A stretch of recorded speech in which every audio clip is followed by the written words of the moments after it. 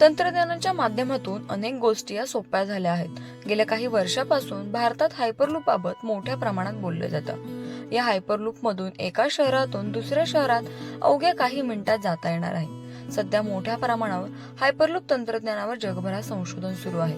असं असताना पुण्यातील MIT WPUच्या विद्यार्थ्यांनी हायपरलूपची निर्मिती केली आहे.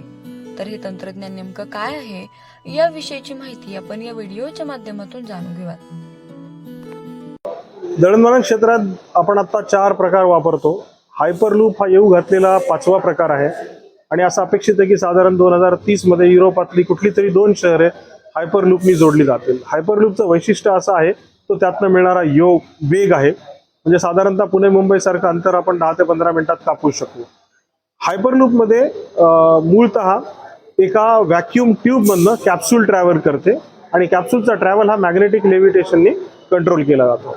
आता जगात वेगवेगळ्या विद्यापीठांमध्ये कंपन्यांमध्ये हे लेव्हिटेशन कसं मिळवायचं यावरती संशोधन आणि त्यावरती आधारित प्रयोग चालू आहेत आणि त्याचवर आधारित आपण एक तंत्रज्ञान आता बनवलेलं आहे. जगामध्ये युरोपियन हायपरलूप वीक असा एक मोठा कार्यक्रम असतो दरवर्षी जून जुलैमध्ये आणि मागची 3 वर्ष आपण सतत त्याच्यामध्ये भाग घेत आहोत.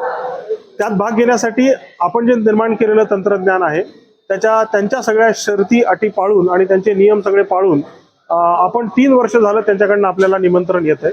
मागची 2 वर्ष इंग्लंड आणि नेदरलँडमध्ये आपण भाग घेतला आणि यावर्षीही आपला संघ झुरिच स्वित्झर्लंड येथे त्यात भाग घेत आहे. 3 वेळा विदेशात जाऊन हायपरलूपच्या तंत्रज्ञानावर आधारित आंतरराष्ट्रीय हायपरलूप स्पर्धेत प्रोटोटाईपचे सादरीकरण करण्याची संधी MIT विश्वशांती विद्यापीठाच्या वेगापाड हायपरलूप संघाला मिळाली आहे. या तंत्रज्ञानासाठी स्वदेशी उपकरणे वापरण्याचा प्रयत्न करून हे तयार करण्यात आले आहे. प्राची केदारी, लोकल 18 पुणे.